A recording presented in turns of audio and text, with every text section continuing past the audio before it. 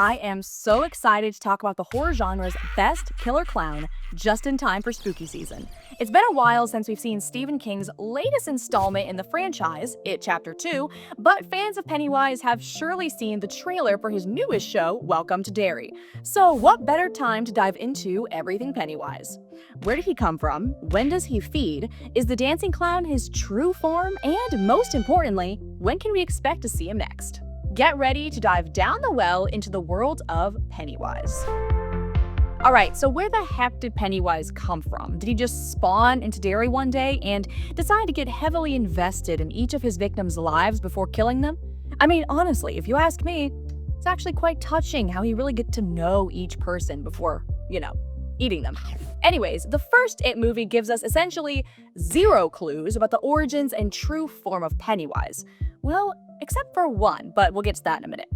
In It Chapter 2, we learn that Pennywise came from outer space and crash-landed on Earth, although we aren't sure whether or not this was by accident.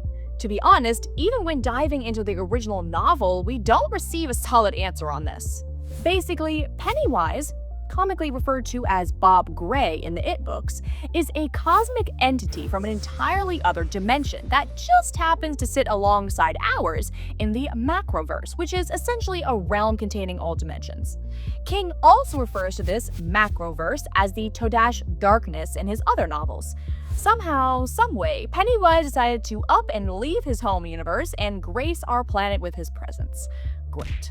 Just kidding. According to the novels, Pennywise, or Bob Gray, actually arrived on Earth due to a cataclysmic event millions of years ago in a little town called Derry, Maine. Or at least that's what it would be called millions of years later. For centuries upon centuries, Pennywise would lay dormant under the earth, waiting. So remember how I said Pennywise takes the time to learn everything about each of his victims? Well, turns out this isn't for nothing. I don't know about you, but I was actually pretty surprised to learn that Pennywise isn't actually eating anyone. He's feasting on their fears, but the process of him doing so is fatal 99% of the time. This makes perfect sense, because when I first watched the It movies and dove into the book's lore, I wondered, why does he only hunt children?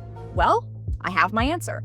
Kids are easier to scare. Sure, Pennywise resorts to terrorizing the grown-up losers club in It Chapter 2, but this is only because he has a history with them. Kids' fears are also easier to show in a physical form. We'll dive into Pennywise's many powers in a bit, but one of his main ones is obviously shapeshifting. It would be pretty hard to shapeshift into, say, a Microsoft Teams notification. According to Stephen King, he decided its monster had to be a clown because, quote, clowns scare children more than anything else in the world. Pennywise comes out to feed every 27 to 30 years. Why? Well, it's just a part of his ancient lifestyle. That's it. There's no real reason to his habits other than it's a habit.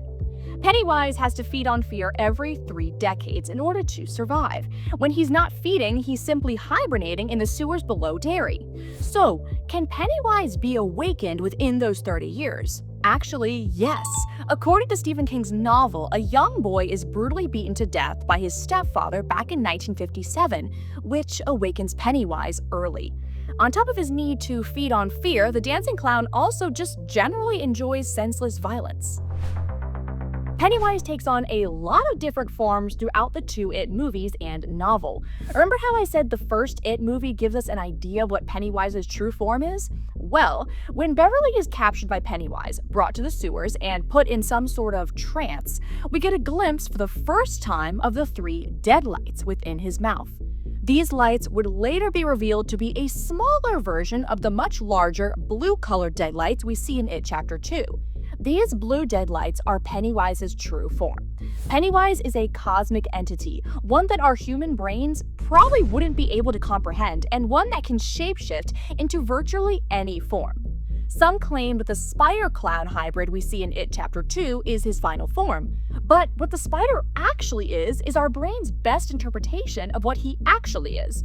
Pennywise the Dancing Clown is merely an avatar of sorts, a part of the entity's true form. In the final battle of It Chapter 2, the blue Deadlights are nearly sealed within the ancient relic underneath the well house. After it escapes, it reveals its true form as a last resort, which our human minds have to rationalize as a spider in order to even attempt to process it. However, in the novels, Billy does get a glimpse of this mysterious form, describing it as an endless, crawling, hairy creature made of orange light. Just to clarify, there's the Deadlights and the avatar it uses to terrorize the town. So theoretically, even though the Losers Club killed the avatar, wouldn't that mean the cosmic element of it, aka the Deadlights, might still be alive? Yep, that's exactly right. Pennywise's most impressive superpower is his ability to shapeshift and manipulate his victims' minds in the form of illusions. He doesn't only transform his own body in both movies, but particularly in It Chapter 2, Pennywise is seen changing entire buildings, a whole park, and even transporting people to different locations from their past. It is also implied in the book that Pennywise has a hold on the mentality of the entire town of Derry. Every time a child disappears, the one before is forgotten. The Losers Club actually realizes this in the first It, pointing out that it seemed the town had forgotten about Betty Ripsum when Pennywise had claimed another victim. It's like she's been forgotten because Corcoran's missing. Pennywise also teleports, regenerates himself, and can manipulate who can see him at any given time. In the first It movie, we realize that Beverly can see her bathroom covered in blood, while her father can't. However, I want to point out another potential power: omniscience. I joked about it earlier on, but Pennywise knows things about each victim that they themselves don't even seem to know. Let's look at It Chapter 2. Richie's secret? We as the audience didn't pick up on the fact that Richie might have been gay, but Pennywise, he knew, and he used it to manipulate him. I know your secret. I'm not saying Pennywise can read minds, but my goodness is he observant. Despite Pennywise's insane arsenal of abilities, he's actually got quite a few weaknesses.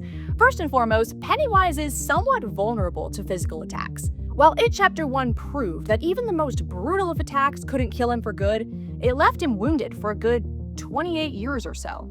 In It Chapter 2, we learned that Pennywise can also be killed by bullying him? Yeah.